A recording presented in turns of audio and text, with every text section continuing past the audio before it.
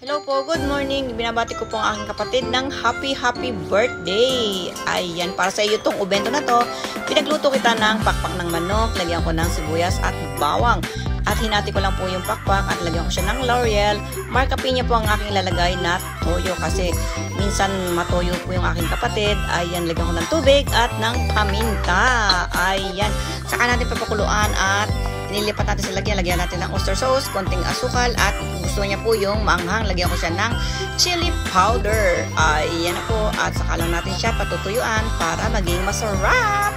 Ayan, para sa iyo yan ading, at naggawa rin po ako ng kabocha salad.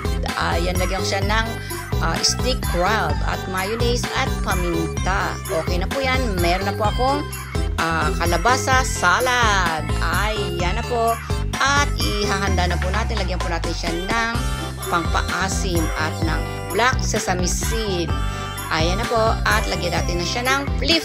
At ayan, nadulas-dulas pa siya konti. Nilagyan ko yung naglagay din ako ng isda. At ito na po yung aking salad. Sa mga papasok, yotsuki kudasai, tirashaimase, kegashinai yoni, kyomo ichinichi gambarimasyo.